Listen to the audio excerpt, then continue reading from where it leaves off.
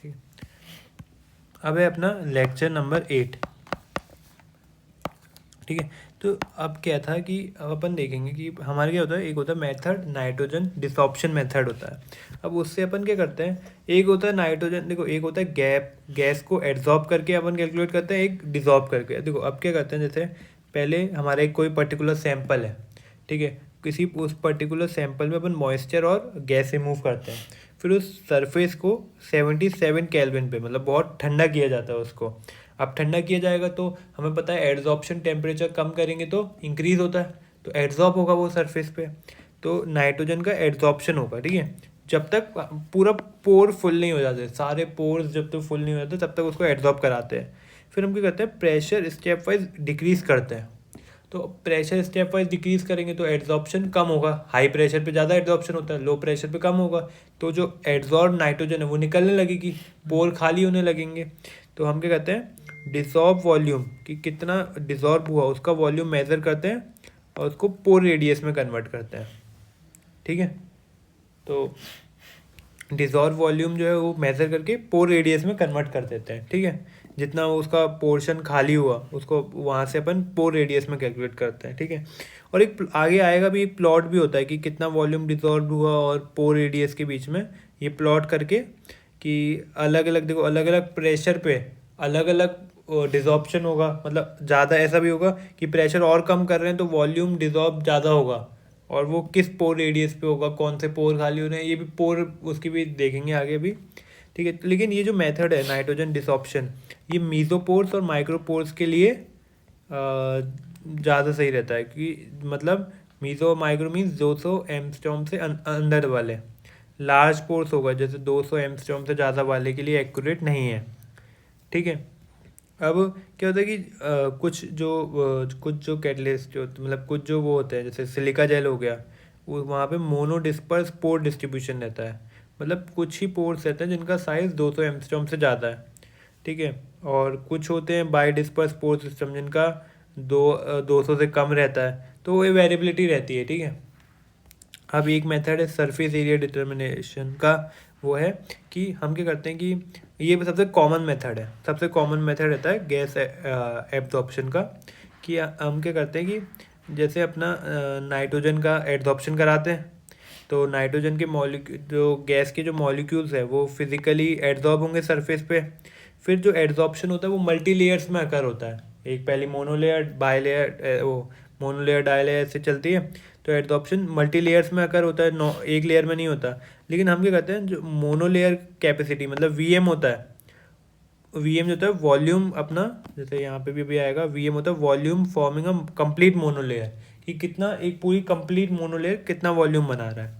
ठीक है, वो डिटरमाइन करते हैं एड्जॉर्प्शन डेटा से, और फ्रॉम वीएम से अपन टोटल सरफेस एरिया सॉलिड का कैलकुलेट करते हैं। अब ऐसे कैसे हुआ, देखो नाइट्रोजन गैस है वो इनर्ट है, और वो नाइट्रोजन गैस इनर्ट गैस, और वो रिएक्ट नहीं करती, और नाइट्रोजन ही क्यों चूज़ की, ये था कि नाइट्रोजन इनर्ट है और रिएक्ट नहीं करती सॉलिड से, ईजिली अवेलेबल है, इनएक्सपेंसिव और लो बॉइलिंग पॉइंट है।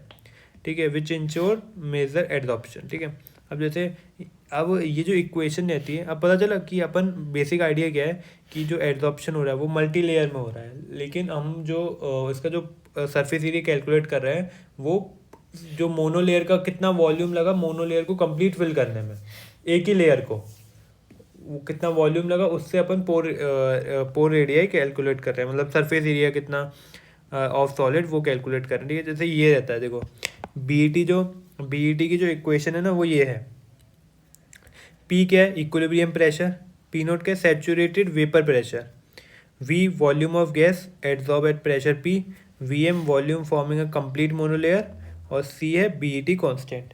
अब देखो हम किसके बीच में प्लॉट करते हैं, P by P note versus P upon V P note by P, तो ये वाई हो गया अपना, ये सी हो गया, प्लस एम एक्स हो गया।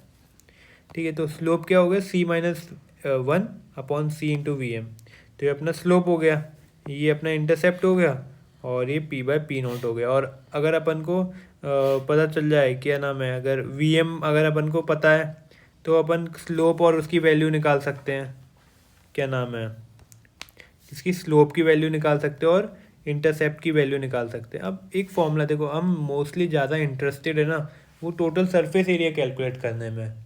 वीएम तो मान लो अपना कैलकुलेट हो गया कि चलो ये आ गया, अपन ने प्लॉट किया डेटा से, जैसे प्रेशर और वी का तो टोटल, वी क्या है, कितना वॉल्यूम ऑफ गैस एब्जॉर्ब हुई है उसके प्रेशर पी पे। तो अगर मानो अपन को वैल्यू पता भी है सारी, अपन स्लोप निकालेंगे तो अपन को वी एम वहाँ से मिल गया, तो वी एम पता चल गया। तो सरफेस एरिया ऐसे कैलकुलेट करते हैं, V M into N naught upon V into alpha.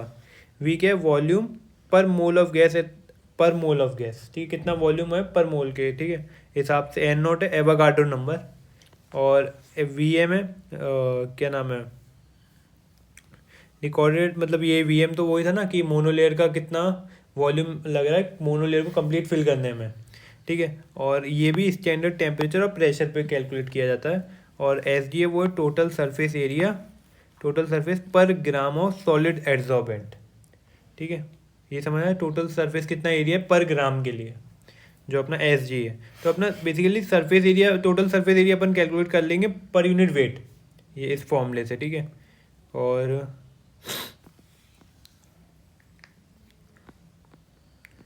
और अपना क्या है कि अब देखो क्या रहता है कि एक एक कंसेप्ट रहती है, अपना रहता है कि फुटप्रिंट का रहता है। अब ये कंसेप्ट क्या है, जैसे बीटी अपन सरफेस एरिया कैलकुलेट करते हैं ना, तो अपना फुटप्रिंट रहता है कि एक एड्जॉर्ब गैस है वो मॉलिक्यूल पर मॉलिक्यूल के सरफेस पर कितना एरिया कवर करती है। अलग अलग गैस अलग अलग एरिया कवर करेगी, ठीक है। तो ये रहता है अपन का फुटप्रिंट बोलते हैं सिंगल मॉलिक्यूल का, ठीक है। और इसकी जो यूनिट है वो होती है एमस्टॉम स्क्वायर पर मॉलिक्यूल, क्योंकि बेसिकली हम लिखते हैं इंटू ए इंटू बी। जैसे मान लो नाइट्रोजन है, नाइट्रोजन के अपन मानते हैं अलग अलग 2 डायमेंशंस है, तो अब वो एड्जॉर्ब हो रहा है, तो अपन ऐसे हो गए ए इंटू बी के बराबर, तो ये 2 डायमेंशन मान ले, तो ए एंड बी आता है effective length of molecule on the surface, तो बोलते हैं फुटप्रिंट। अब ये समझे ना, फुटप्रिंट मीनिंग है कि एक मॉलिक्यूल कितना एरिया घेर रहा है, और अगर मैं इसको नंबर ऑफ मॉलिक्यूल से मल्टीप्लाई कर दूँ तो मुझे पता चल जाएगा टोटल कितना सरफेस एरिया है। तो इसका है टोटल सरफेस एरिया, कितने मॉलिक्यूल एड्जॉर्ब हो गए हैं, और एक का फुटप्रिंट, मतलब एक कितना एरिया कवर कर रहा है into number of adsorb molecule, तो टोटल सरफेस एरिया आ जाएगा, ठीक है। तो ये अब इसमें अपन ने आज अभी क्या क्या देखा इस वाले में कि 2 मेथड देखे। एक नाइट्रोजन डिसऑप्शन का देखा कि वहाँ पे तो पहले प्रेशर, अपन ने टेम्परेचर 77 केल्विन रखा था, फिर प्रेशर डिक्रीज कर रहे थे तो डिसऑप्शन शुरू हो जा रहा था, और उससे अपन ने वॉल्यूम डिसऑप्ट वर्सेस पोर एरिया के बीच में प्लॉट करके देखा था। और दूसरा है ये बीईटी मेथड, इसमें क्या था, गैस लिया था, जो गैस होती है वो मल्टी लेयर्स में एब्जॉर्ब होती है, और हमने वीएम को यूज़ करके कि कितना वॉल्यूम लगेगा पूरी एक सिंगल लेयर को फॉर्म करने में, तो वीएम को हमने यूज़ करके वीएम को डिटरमाइन किया, और वीएम से अपन ने total surface area of solid calculate किया। अब 3 स्टेप थे नाइट्रोजन लेने के, इनर्ट है, इजीली अवेलेबल है, ये सब वगैरह। फिर बीटी इक्वेशन थी अपने पे अवेलेबल, अपन ने ग्राफ से वीएम निकाल लिया। अब अपन वीएम निकाल सकते हैं, तो लेकिन अपन मोर इंटरेस्टेड है सरफेस एरिया कैलकुलेट करने में, तो ये सरफेस एरिया कैलकुलेट करने का फॉर्मूला है, ठीक है।